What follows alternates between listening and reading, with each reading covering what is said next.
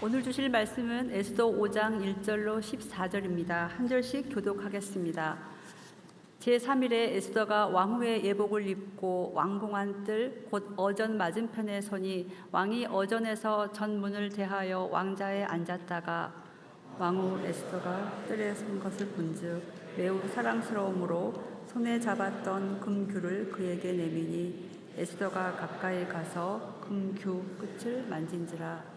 왕이 이르되 왕후 에스더여 그대의 소원이 무엇이며 요구가 무엇이냐 나라의 절반이라도 그대에게 주겠노라 하니 에스더가 이르되 오늘 내가 왕을 위하여 잔치를 베풀었사오니 왕이 좋게 여기시거든 하만과 함께 오소서 하니 왕이 이르되 에스더가 말한 대로 하도록 하만을 급히 부르라 하고 이에 왕이 하만과 함께 에스더가 베푼 잔치에 가니라.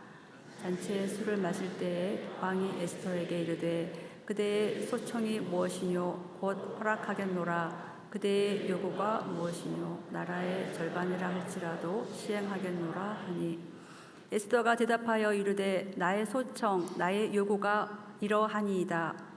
내가 만일 왕의 목전에서 은혜를 입었고 왕이 내 소청을 허락하시며 내 요구를 시행하시기를 좋게 여기시면 내가 왕과 하만을 위하여 베푸는 잔치에 또 오소서. 내일은 왕의 말씀을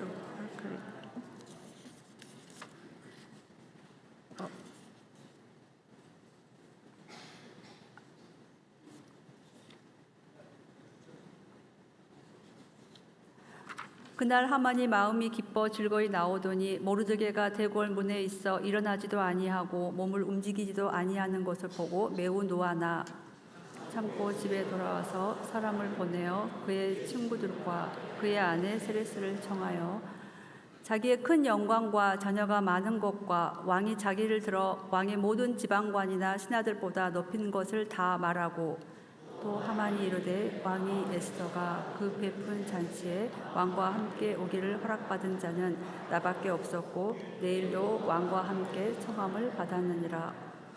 그러나 유다 사람 모르드게가 대궐문에 앉은 것을 보는 동안에는 이 모든 일이 만족하지 아니하도다 하니 그의 아내 세레스와 모든 친구들이 이르되 부피가 50규빗 되는 나무를 세우고 에스더가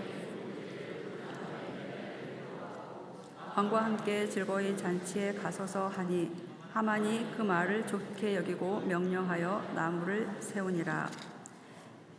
아멘. 김동일 목사님께서 비우는 자와 채우는 자라는 제목으로 말씀 전해주시겠습니다.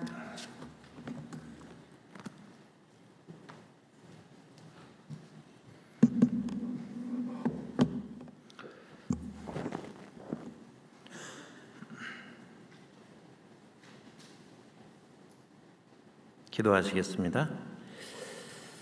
하나님, 이 자리에 예배 자리에 있는 것으로 감격하고 감격스럽습니다. 하나님께서 우리를 불러내셔서 이 영광스러운 자리에 나와 하나님을 예배하게 하고 감히 우리 더러운 입술로 하나님을 찬양하게 하시고 더러운 마음으로 주님을 향하게 하시고 그래도 간절히 주를 바라게 하시니 감사합니다. 하나님 아버지, 사슴이 시냇물을 찾아 갈급한 것 같이 이제 저희가 주를 찾기에 갈급하나이다. 다른 길 쳐다보지 않겠습니다. 다른 길로 가지 않겠습니다. 오직 예수의 길로 가기로 결단하고 이 시간에 저희가 또한 하나님이 우리에게 말씀을 주시면 그 말씀을 마음에 새기기를 원하오니 주여 우리에게 말씀하여 주시옵소서. 종을 붙들어 주셔서 하나님의 말씀만을 대언하기에 부족함이 없도록 성령님께서 모든 부족함을 성령의 그 기수로 가리워 주시고 하나님 아버지 주님께서 친히 말씀하옵소서. 예수님의 이름으로 기도합니다. 아멘.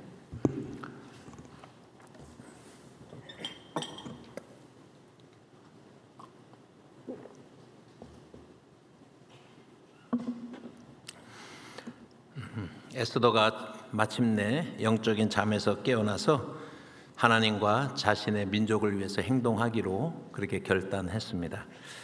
그 결단은 수반되는 것이 있는데 그것은 자기의 목숨을 거는 것이었습니다. 그래서 죽음은 죽으리라라고 하는 그런 결단을 에스더가 하고 있는 것입니다. 에스더와 온 유다인들이 이제 3일 동안의 금식의 그 기간들을 마친 후에 에스더가 왕후의 예복을 왕후의 예복을 갖추어서 있습니다. 결과가 어떻게 될지는 그렇게 아직도 안개 속이지만 그러나 그녀는 운명과 맞닥뜨리기로 그렇게 결단했습니다. 두렵고 거대한 세상이지만 그 세상의 물줄기에 뛰어들어 소용돌이에 몸을 던졌습니다. 자신과 온 이스라엘의 안위를 오직 하나님의 섭리에만 맡기고 그렇게 그녀는 행동을 한 것입니다.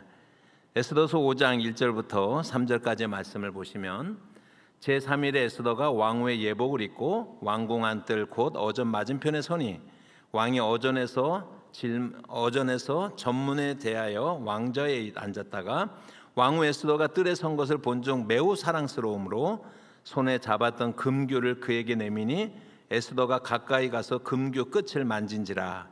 왕이 이르되 왕후 에스더여 그대의 소원이 무엇이며 요구가 무엇이냐 나라의 절반이라도 그대에게 주겠노라 하니. 만약에 드라마 작가라고 하면 이 장면을 연기하는 배우에게 어떠한 심리를 묘사하도록 그렇게 요청을 했을까 하는 생각을 하면서 우리가 한번 이 장면을 볼 수 있기를 바랍니다. 우리는 모든 결과를 다 알고 있지만은 결과를 아는 것이 아니라 3일간의 금식 후에 이제 허락되지 않는 그런 금령을 어기고 그리고 그 왕 앞으로 나아가야 되는 그 에스더의 심정을 우리가 함께 느껴볼 수 있기를 바랍니다. 긴장된 그런 마음 아니겠습니까? 당연히요. 다시 한번 마음의 각오를 다집니다. 죽으면 죽으리라라고 하는 마음을 다집니다. 그리고 성경에는 없는 이야기지만 아마도 에스더는 하늘을 쳐다보며 크고 깊은 숨을 들이쉬면서 긴장을 이완시켰을 것입니다. 다시 한번 하나님 앞에 기도하면서 아마 그는 왕궁의 뜰 안으로 들어섰을 것입니다. 결단은 외로운 선택이지만 그래도 에스더를 외롭지 않게 하는 것이 있는데 그것은 뭐냐면 그 왕궁 뜰 안에 혼자 들어가는 것이 아니기 때문입니다. 이스라엘 백성들이 3일 동안 함께 금식하면서 같은 마음으로 함께 기도하였기에 그 왕궁의 뜰 안에는 혼자 들어가는 것이 아니라 온 유다인들의 마음과 함께 들어가는 것이었고 더군다나 간절함으로 하나님 앞에 기도하는 그 모습, 금식하는 그 모습을 드림으로써 하나님의 함께 들어가는 그 길이 된 줄로 믿습니다. 결단하면 우리가 떠오르는 그런 장면이 있는데 그것은 카이사르가 루비콘강을 건널 때 역사상 가장 유명한 그런 결단 중에 하나이지요. BC 49년 1월 이제 새해가 되었을 때 7일 처음 모인 로마 원로원에서 카이사르의 소환을 결정을 했습니다. 카이사르에게 이제 갈리아 지역에서 돌아오라라고 그렇게 소환 명령을 내린 것입니다. 그 내용은 이제 카이사르의 그 모든 무력을 해제시키고 무기력하게 만들고자 하는 그런 의도가 있었다는 것을 모든 사람들이 다 아는 가운데서 그런 결정이 내려졌습니다. 이에 맞서서 카이사르는 수하의 13군단을 불러 모읍니다. 10군단이 카이사르의 가장 최정예 부대인데 그거는 그곳에 없었고 13군단을 불러 모으고 총사령관으로서 카이사르가 부대 앞에서 연설을 마친 후에 마지막으로 이렇게 말을 합니다. 나는 너희들과 더불어 그동안 숱한 승리를 거두었다. 갈리아를 평정하고 게르만 민족을 몰아내어 국가에 지대한 공훈을 세웠다. 그런데 폼페우스 일파는 나를 너희들의 총사령관을 제거하려 하고 있다.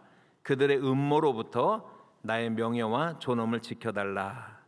카이사르가 연설을 마쳤을 때 기록에 의하면 13군단 병사들이 마음에 감동을 느끼고 일제히 외쳤습니다. 총사령관의 명예를 지키기 위해서라면 어디든지 따라갈 준비가 되어 있습니다. 총사령관 만세, 카이사르 만세. 그러한 후원과 성원에 힘입으면서 카이사르가 출발했습니다. 그렇게 BC 49년 1월 10일에 루비콘강 앞에 카이사르의 부대가 도착을 하게 됩니다. 루비콘강은 얕은 강에 불과했지만은 그러나 이 강은 북부 이탈리아 지역의 갈리아와 그리고 로마를 구분짓는 그러한 국경선을 이루는 그러한 그 강입니다. 깊은 강은 아니었지만 로마는 쿠데타를 방지하기 위해서 그 루비콘강을 기점으로 해서 그를 넘어오는 모든 군대는 무장을 해제하고 그렇게 넘어오도록 법으로 규정을 가지고 있었습니다. 그가 이제 그 루비콘강 앞에 섰을 때가 이제 1월 10일 아침 무렵이었는데 그때에 그 시저가 카이사르가 그 굽이쳐 흐르는 그 루비콘강을 한참을 바라보다가 고개를 돌려서 참모들에게 이렇게 말을 했다고 합니다. 메단드로스의 시에서 인용을 한 것인데 이미 엎질러진 물이다. 이 강을 건너면 인간 세계가 비참해지고 건너지 않으면 내가 파멸한다. 그리고 뒤를 돌아서 십상 그 군단 앞에서 병사들에게 이렇게 외쳤습니다. 가자. 신들이 기다리는 곳으로, 우리의 명예를 더럽힌 적이 기다리는 곳으로 주사위는 던져졌다. 그러자 그를 쳐다보고 있던 장병들이 이렇게 외쳤습니다. 장군의 뒤를 따르자. 그리고 이제 시저는 루비콘강을 건너서 350km 떨어진 로마를 향하여서 진격에 갔었던 것입니다. 사랑하는 성도 여러분, 세상의 일을 이룰 때도 카이사르가 루비콘강을 건널 때도 병사들이 함께 마음을 합쳐서 뒤따라 주었습니다. 에스더도 혼자 왕궁에 들어간 것이 아니라 함께 간절한 마음으로 기도를 하는 그러한 같은 마음을 가진 백성들과 모르드게의 성원을 함께 마음에 품으면서 그는 그 왕궁 안뜰로 들어갔었던 것입니다.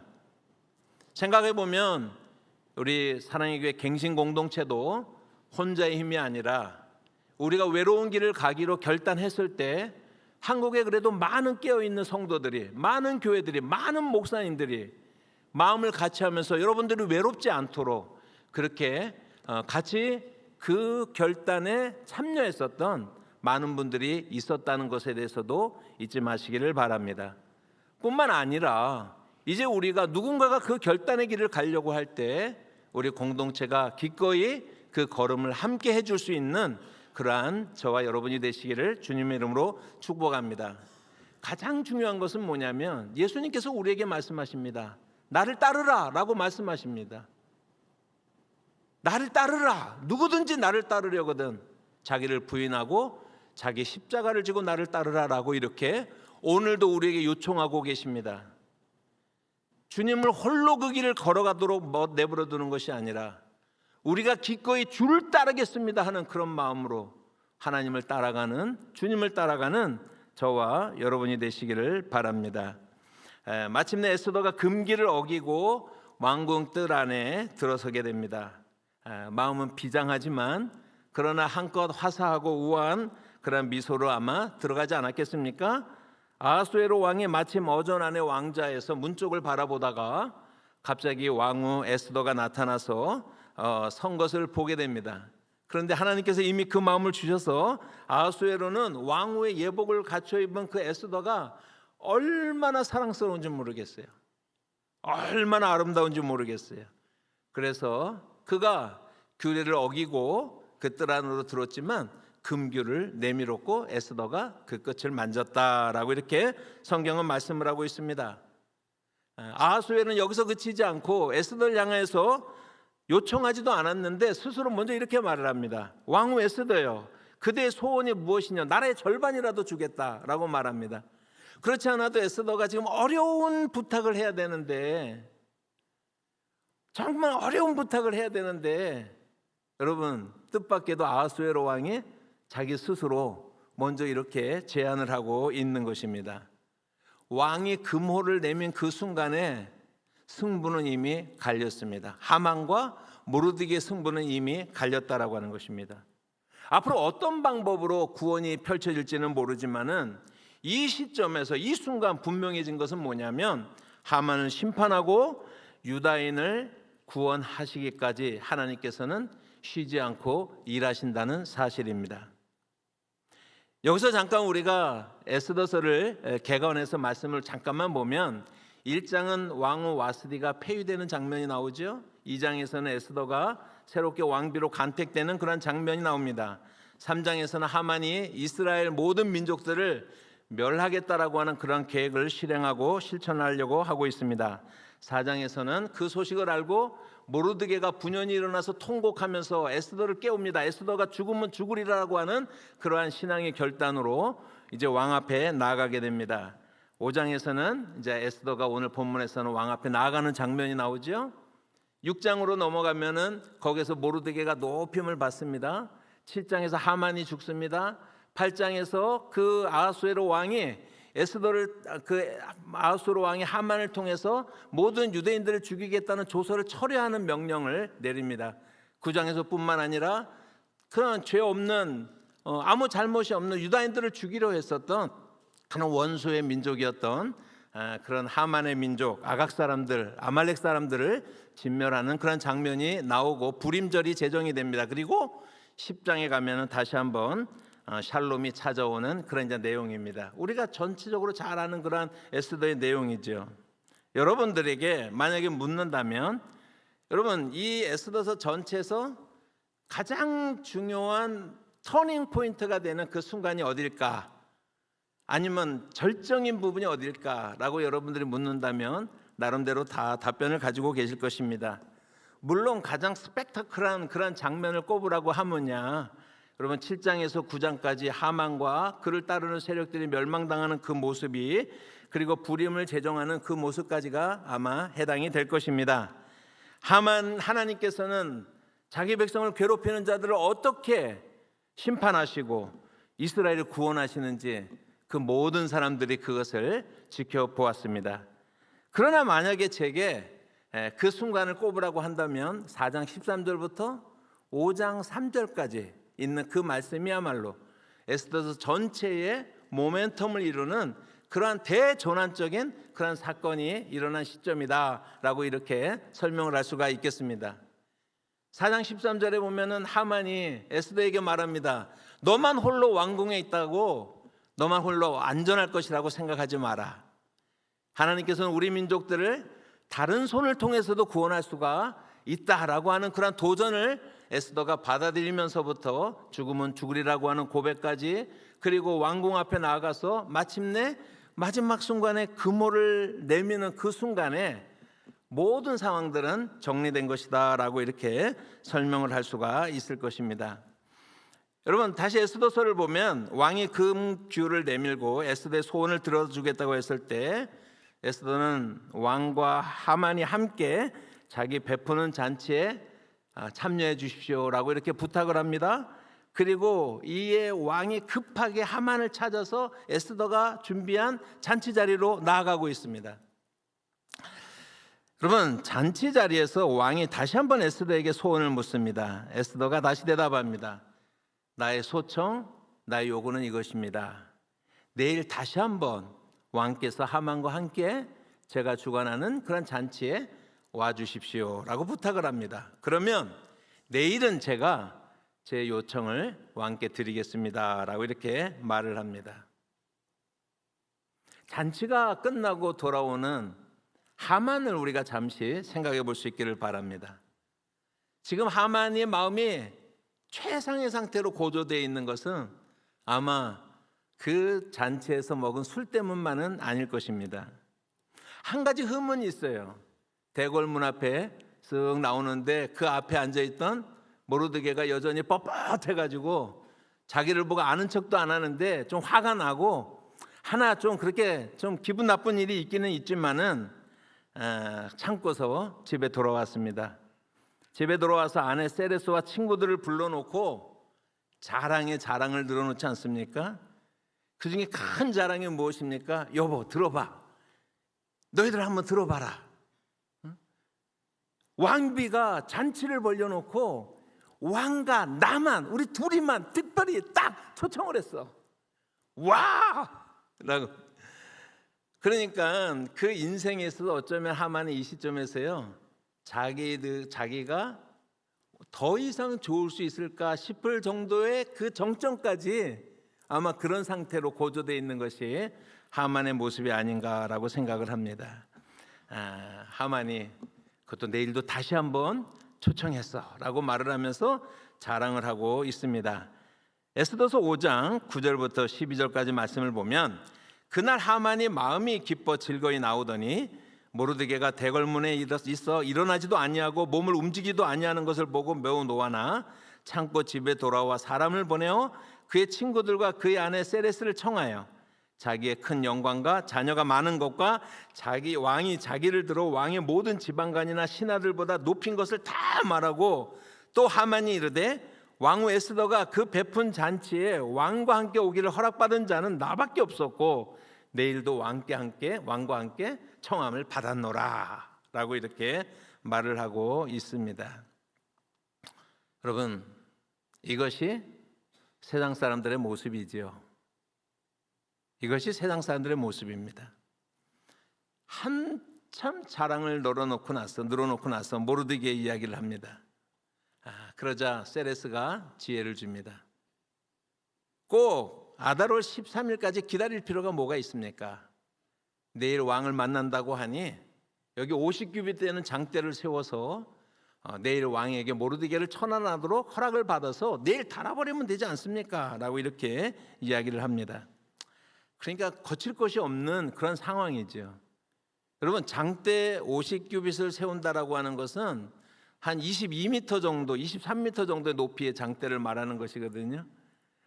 그 시점에 그 정도 장대를 세워서 거기에다 사람을 단다라고 하는 것은 상당히 그렇게 쉬운 일이 아닐 것입니다. 그 높은 장대가 세워졌습니다. 내일이면 모르드게가 그 장대에 걸릴 수도 있는 그런 상황일 수도 있습니다. 하지만 하만이 세운 이 장대 높이라고 하는 것은 어떻게 보면 하나님을 두려워하지 않는 인간이 교만한 마음의 높이가 아닌가 이렇게 생각을 합니다. 여러분, 그리고 하루 앞도 보지 못하는 인간의 어리석음을 우리는 이미 알고 있지 않습니까? 모르드게를 세우고자 했었던 그 장대에 자기가 달릴 줄을 그 시점에서 하만이 어떻게 알았겠어요? 그렇게 잘 나가는데, 그렇게 두려울 것이 없는데, 모든 것이 잘 풀리는데, 그것도 최고의 상태로 잘 풀리는데 이렇게 좋을 수가 없다. 여러분, 한 치 앞을 내다보지 못하는 그러한 하만의 모습이 바로 인간의 어리석음이요 한계라라고 하는 것입니다. 잠언 24장 19절과 20절의 말씀을 우리 같이 한번 읽어볼까요? 잠언 24장 19절과 20절입니다. 시작. 너는 행악자들로 말미암아 분을 품지 말며 악인의 형통함을 부러워하지 말라. 대저 행악자는 장래가 없겠고 악인의 등불은 꺼지리라. 하만 같은 사람을 두고 말하는 거예요. 하만이 형통하면 형통할수록, 마음이 높아지면 높아질수록 오히려 멸망의 길이 가파를 뿐인 것입니다. 여러분, 인간은 그것을 알아야 됩니다. 네가 저 철벽 높은 끝에 달려있다고 안전하다고 생각하느냐? 내가 반드시 너를 거기서부터 끌어내리리라 라고 하시는 것이 하나님의 말씀이세요. 하나님은 그렇게 하실 수 있는 분이다 라고 하는 것입니다. 그래서 성경은 악인의 형통을 부러워하지 말라 라고 이렇게 말씀합니다. 행악자에게는 장래가 없습니다. 악인의 등불은 반드시 꺼질 것입니다. 여러분 믿으십니까? 여러분, 우리 주변에 저 사람은 뭔데, 저 악한 사람인데 저렇게 잘 되나라고 생각하는 사람들이 반드시 있을 것입니다. 많을 것입니다. 어쩌면은요. 그럼에도 불구하고 성경은 우리에게 말씀하십니다. 그들의 형통을 부러워하지도 말고 그들의 형통을 생각하지도 말라. 그들의 형통은 심판날에 숯불이 쌓여갈 뿐이다 라고 이렇게 이야기하는 것이죠. 5장을 여러분들이 보시면 에스더라고 하는 사람과 하만이라는 사람이 정반대의 길을 살아가고 있는데 삶의 태도에 있어서 정반대의 모습을 보여주고 있습니다. 지금 말씀드렸지만 하만은 하나님을 알지 못하는 사람의 전형입니다. 세상에서 성공이, 이 땅에서 성공이, 명예가, 권력이, 돈이, 힘이 목표이고 그것을 즐기고 쓰고 사용하는 것이 오직 유일한 쾌락인 그러한 사람들이 있습니다. 이런 사람들은 스스로를 자꾸 해서 채워나가려고 생각을 하고 있습니다. 자기 스스로 한없이 자랑스럽게 생각합니다. 교만하기가 이루 말할 데가 없습니다. 무엇이든지 자기가 원하는 대로 해야지만 직성이 풀리는 그러한 종류가 있습니다. 그가 23m짜리 장대를 세웠습니다. 에스더는 다른 방법으로 살았던 사람입니다. 에스더는 하나님을 아는 사람입니다. 에스더도 높은 자리에 있었어요. 에스더도 명예를 누리고 있는 그런 사람이었습니다.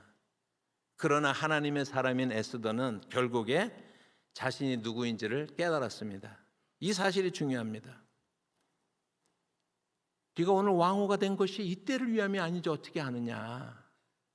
하나님께서 이때를 위해서, 내 민족을 위해서 당신을 왕후의 자리에 오르게 한 것이 아니냐라고 하는 그 말에 정신을 차린 거예요. 이게 하나님의 사람의 특징이라고 할 수가 있습니다. 여러분, 저는 이 장면을 굉장히 대단하게 보는 게 뭐냐면요, 한 번 교만해지고 한 번 높아진 마음이 다시 꺾인다라고 하는 것은 되게 어렵기 때문에 그렇습니다. 여러분, 보통 높은 자리에서 겸손의 자세를 취한다는 것은 얼마나 어려운지 모릅니다. 대형교 목사님들 다 보십시오. 여러분들 다 경험하지 않았습니까? 저도 다 보지 않습니까? 개척할 때 얼마나 겸손하고 정직하고 부지런하고 열심히 그렇게 했다라고 우리 다 그렇게 보지 않습니까? 근데 일단 대형교회를 이루게 되면 어떻게 되죠? 여러분, 자기 스스로 하나님의 자리를 차지하는 것을 두려워하지 않습니다. 이집트의 카르나기라고 하는 곳에 보면은요, 엄청난 이집트의 그러한 그 돌로 세워진 그런 많은 그런 그 돌기둥 같은 것들이, 탑들이 많이 있는데 거기에 보면 빽빽하게 글들이 쓰여져 있는데, 제가 뭐 성형 문자를 읽을 그런 뭐 그런 재간은 없지만은 내용은 한마디로 다 뭐냐면은요, 자기의 신이 나에게 이렇게 하게 해주셨고, 이렇게 하게 해주셨고, 이렇게 하게 해주셨고, 이렇게 하게 해주셨고, 이렇게 하게 해주셨고, 그러니까 다 무슨 얘기라고 생각하시면 되냐면요, 다 자기 자랑이에요. 근데 앞에다 뭘 하나 걸어놨어요? 자기의 신이 그렇게 해줬다라고 하는 거예요. 하나님이 하셨습니다라고 말을 하죠. 하나님이 해주셨습니다라고 말을 하지만 그 한마디 걸어놓고 그 다음에 나오는 모든 내용들이 자기 자랑인 경우를 우리가 얼마나 현실 세계에서 많이 보느냐라고 하는 것입니다. 에스더는 그 왕후의 자리에서, 그 탑의 자리에서 하나님의 음성을 들을 수 있는 사람이었어요. 여러분, 높아져 있습니까? 여러분들의 마음은 어디에 있습니까? 오늘 이 시간에 하나님께서 주시는 그 말씀을 통해서 우리는 높아지는 사람들이 아니라 가장 낮아져서 하나님의 은혜를 구하는 사람들이 된다라고 하는 그 사실 앞에 다시 한번 우리의 신앙을 점검할 수 있는 저와 여러분이 되시기를 주님의 이름으로 부탁드립니다. 왕후의 자리에서 기꺼이 하나님과 자기 민족을 위하여서 죽음을 무릅쓰고, 그렇게 할 필요가 없지만 죽음을 무릅쓰고, 또 하나님 앞에 가장 자기를 애통하며 자기를 비우는 그런 방법인 금식을 통해서 철저히 자기의 높아진 모든 것들을 비워내는 그러한 에스더가 복된 사람 아니겠습니까? 에스더의 죽음은 죽으리라 라고 하는 금식 기도를 우리가 다시 한번 생각해 보기를 원합니다. 저는 한국교회 에스더 구국성회, 미스바 구국성회 이런 말 많이 들어오잖아요. 상당히 불편하게 생각을 하는데, 왜냐하면요, 너무 약간 그 적대적이고 이렇게 제국주의적이고 이렇게 이제 사회하고 이렇게 융화되는 그런 모습들이 아니라, 하여튼 독특한 그런 문화 때문에 제가 이제 그런 부분들은 굉장히 싫어하지만은, 여러분, 근데 그것은요, 성경에 이 부분들에 대한 오해가 많이 있기 때문에 그렇습니다. 오늘 에스더가 죽으면 죽으리라고 했었던 그 마음 속에 정말 하나님만 도와주시기를 바라는 간절함이 그 속에 담겨져 있지 않습니까? 진심이 담겨져 있지 않습니까? 구약 성경에 보면 이렇게 정말 이스라엘 백성 전체, 또 어떤 백성 전체에게 큰 참다운 의미의 영적인 부흥을 일으켰던 그런 사건들이 있는데, 예를 들면 요나서 같은 경우에는요, 니느웨 사람들이 그러한 그 영적 부흥이 있었지요. 제가 좋아하는 것은 느헤미야에 보면은 수문학 광장에 부흥이 있었습니다. 그들이 마음이 뜨거워져서 수문학 광장에 모여서 에스라를 향하여서 우리에게 성경 좀 읽어주세요. 자기네들은 다 읽지 못하지만 우리에게 성경 좀 읽혀주세요. 그래서 그들이 성경 말씀을, 하나님의 말씀이 읽혀질 때 울며 애통하며 자기를 치면서 그렇게 부흥의 역사가 일어났던 수문학 광장의 역사, 그 역사를 저는 마음속에 깊이 갈망하고 사랑합니다. 그리고 우리가 사무엘상 7장에 나오는, 우리가 소위 말해서 미스바 부흥 집회라고 하는 이제 그러한 그 모습을 우리가 한번 보기를 원합니다. 그래서 이 시간에 우리가 에스더의 죽으면 죽으리라고 했었던 그 금식의 기도와 미스바에서 있었던 그 금식을 우리가 한번 생각을 하면서 우리를 다시 한번 다져볼 수 있기를 바랍니다. 사무엘상 7장의 말씀인데, 이 말씀에 보면요, 블레셋과 이스라엘이 전쟁이 일어났어요. 제가 묻겠습니다. 이스라엘과 블레셋이 전쟁을 하면 누가 이기게요? 그냥 입 따라서 대답하시면 이스라엘이 이기는데, 현실로 보면 블레셋이 이기는 거잖아요.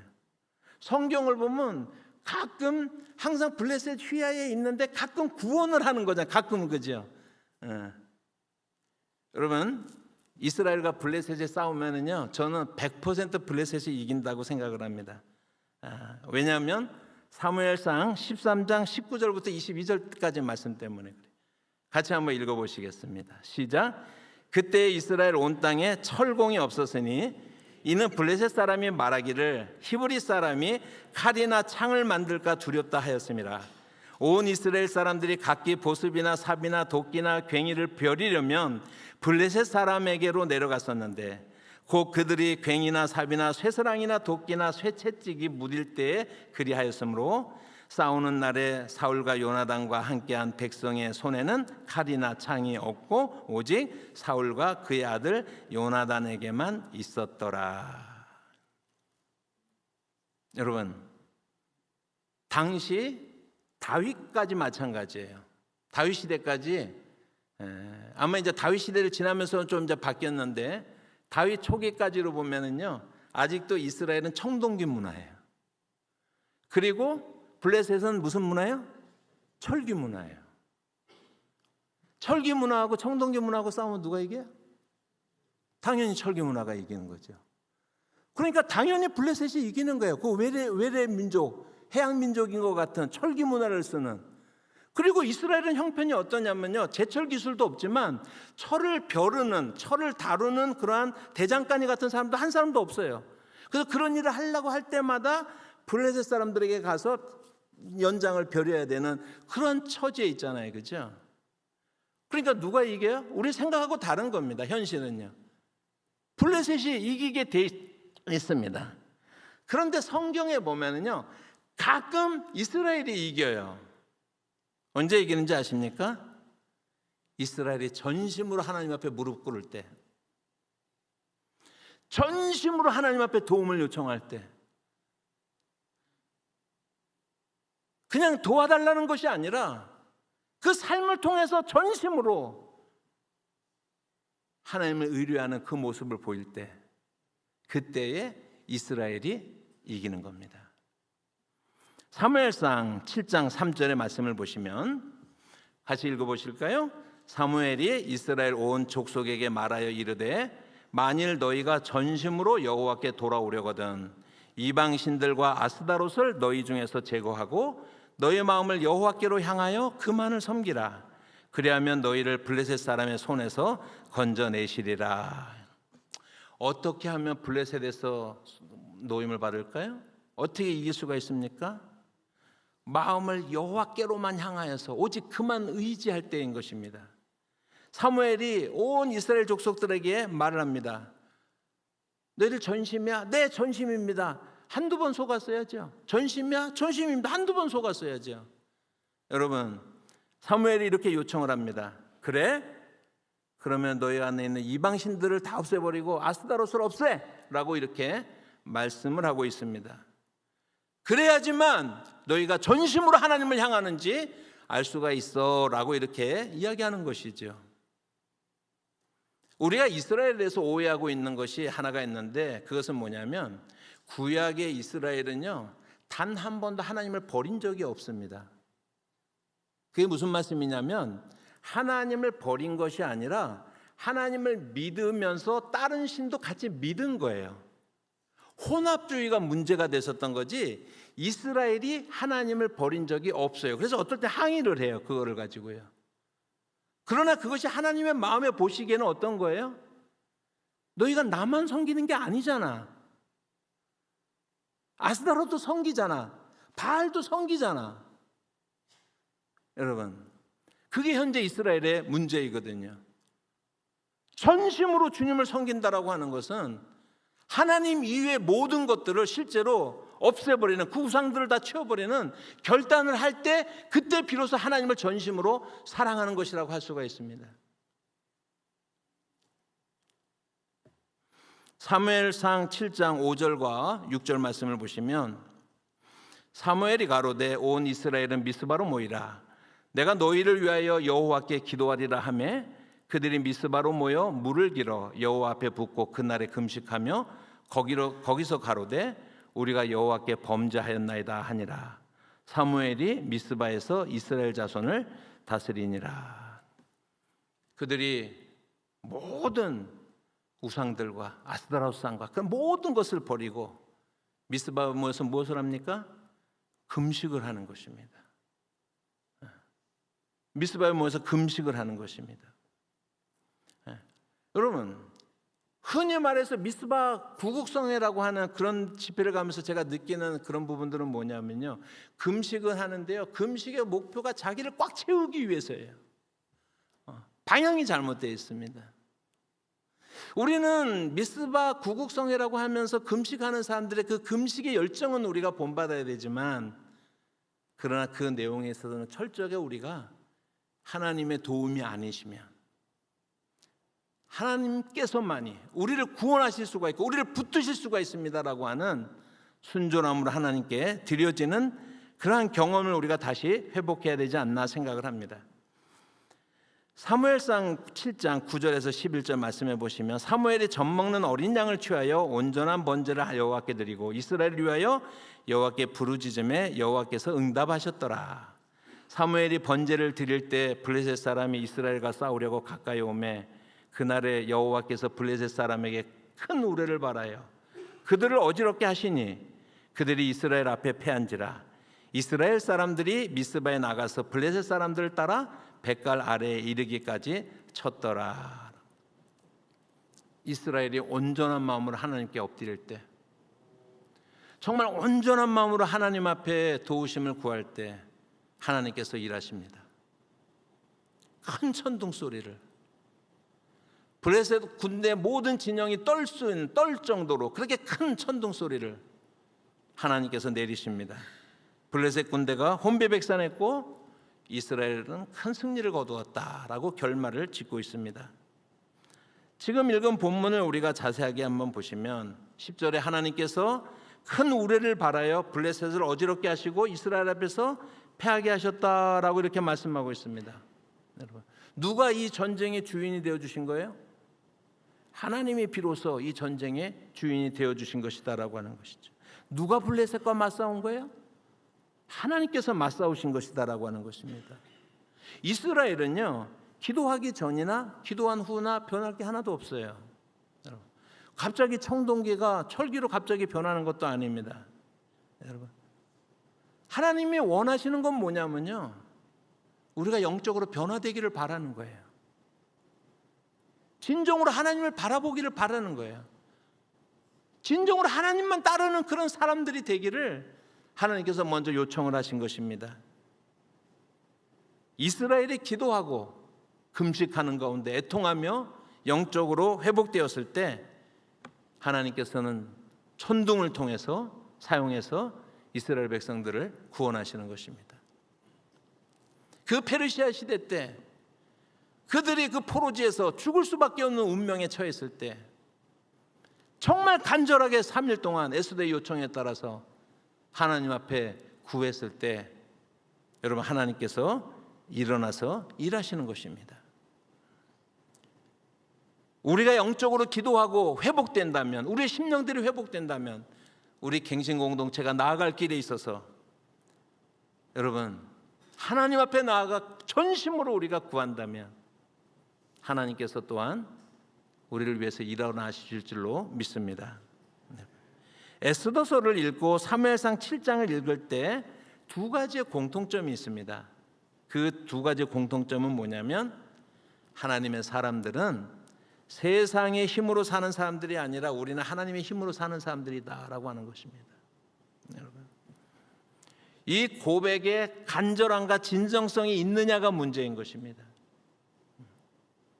하나님의 힘으로 삽니다 고백하면서 여전히 내가 준비한 여러 가지 대안들이 있는 것이 아니라 우리는 하나님의 힘으로 삽니다라고 하는 진정한 고백이 있을 때, 그리고 그 애통함과 진정함의 표현으로 하나님 앞에 금식하면서 나아갔을 때, 그랬을 때 하나님께서 그들과 역사하셨던 것을, 그들에게 역사하셨던 것을 우리가 보게 됩니다.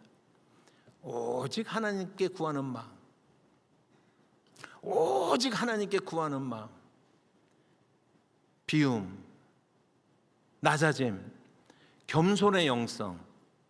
여러분, 이것은 우리에게 너무나 중요한 문제입니다. 너무나 중요한 문제. 우리는 세상의 방식으로 살아내는 사람들이 아니라 세상의 방식으로 싸우는 사람들도 아닌 것입니다. 그래서 우리가 늘 하나님 앞에 진정한 겸손으로 머물러 있기를, 우리의 자아와 우리의 어떤 다른 것들이 튀어나오려고 할 때마다 우리가 그것을 제어할 수 있는, 에스더가 그 높은 자리에서 그 영적인 도전을 받아들이고 다시 자기를 비워낼 수 있었던 것처럼 우리의 삶의 자리, 정기적으로 우리가 우리 자신을 채우고 있는 것들을 비워낼 수 있는 그런 경험을 할 때 우리는 진짜 하나님의 사람이 될 수가 있는 것입니다. 두 번째 공통점이 뭐냐면 이 사람들은 공적인 마인드가 있는 거예요. 오늘날의 개념으로 표현을 하자면요, 사적인 이익을 따라서 사는 사람들이 아니다라고 하는 것입니다. 공적인 마인드를 따라서 산다는 게 마태복음 6장 33절을 이루는 거예요. 너희는 먼저 그의 나라와 그의 의를 구하라 라고 하는 거예요. 우리는 이 말이 얼마나 간절합니까? 너희는 먼저 그 나라와 그 의를 구하라. 이 말이 우리에게 얼마나 절실하냐라고 하는 것입니다. 80년대까지만 하더라도 대형교회 목사님들은요, 심지어는 신학적으로 우측에 있는 사람이건 좌측에 있는 사람이건, 요즘 개념으로 말하는 것이 아닙니다. 한경직 목사님이건 문익환 목사님이건, 여러분, 그래도 교회 어른들이 되어서 그분들은요, 공통적으로 우리 민족이 하나님 앞에서 나아갈 길에 대해서 얘기를 했어요. 우리 민족이 살 길, 우리 교회가 나아가야 될 길에 대해서 그런 거대 담론을 얘기를 했어요. 80년대까지만 하더라도. 그런데 90년대에 들어가면서 그 역할을 해야 줄 소위 대형교회, 소위 어른, 그런 목사들이 여러분 사사화 시켜버리는 거예요. 사유화 시켜버리는 거예요. 자식한테 물려주고요, 여러분 떵떵거리면서 자기 살아고 온갖 것 사치를 다 누리면서 살아야 되고요, 여러분. 그래서 순식간에 한 20, 30년 만에 한국교회 공적인 마인드가 없어져 버린 거예요. 여러분, 목회자들이 그러다 보니까 성도들도 닮아가는 거예요. 늘 듣는 이야기가 그것인데, 그래서 어떻게 하면 좀 더 큰 아파트 사고, 어떻게 하면 2채 사고 3채 사고, 여기에 관심을 가지고 있지, 이 시대에 우리 하나님의 나라가 어떻게 지금 상황 속에 놓여 있는지에 대해서 아파하는 사람들을 찾아보기가 어려운 시대가 되었다라고 하는 것입니다. 공적인 마인드를 가지는 게 중요해요. 너희는 먼저 하나님의 나라와 그의 의를 구하라라고 하는 그런 사람들이 깨달음을 얻고 하나님 앞에 나와서 애통하면서 하나님 우리를 도우소서 전심으로 우리가 하나님 앞에 기도하는 소원이라면 그런 부흥의, 그런 진정한 부흥의 기점이 우리 공동체가 되면 좋겠다라고 하는 그런 간절한 소망이 있습니다. 사랑하는 성도 여러분, 우리는 하나님 앞에 서는 사람들입니다. 하나님의 은혜로 사는 사람들입니다. 우리는 아무리 생각해도 하나님 없이는 살 수 없는 사람들입니다. 자기를 채우기보다는 자기를 비우고, 우리의 언어와 우리의 삶 속에서 하나님의 영광과 하나님의 의를 드러내는 것을 기뻐하는, 내가 하나님 그리스도의, 예수 그리스도의 제자다라고 하는 그러한 자기의 삶의 좌표를 절실하게 우리가 마음에 품고 우리가 그렇게 살아가는 저와 여러분이 되시기를 주님의 이름으로 축복합니다. 기도하겠습니다. 사랑하시는 하나님 아버지, 고맙고 감사합니다. 에스더가 그 왕비의 자리에서 그 금식의 자리로까지 내려가는, 자기를 비우는 그 과정을 저희들도 본받게 해주시옵소서. 하나님, 우리는 조금 높아진 것도 얼마나 내려놓기가 힘든지 모릅니다. 우리가 철저하게 그리스도 앞에 우리의 모든 것들을 내어놓고 하나님 이외에 덧칠해진, 덧부여된 그런 모든 것들을 제거하고 주님을 바라봅니다. 주님을 찬양합니다. 기도하며 나아가는 저희가 되게 하여 주시옵소서. 그래서 다시 한번 우리 한국교회의 부흥의 기폭제가 되어지는, 하나님 불꽃이 되어지는 그러한 쓰임이 우리 교회에 임하게 하옵소서. 예수님의 이름으로 기도합니다. 아멘.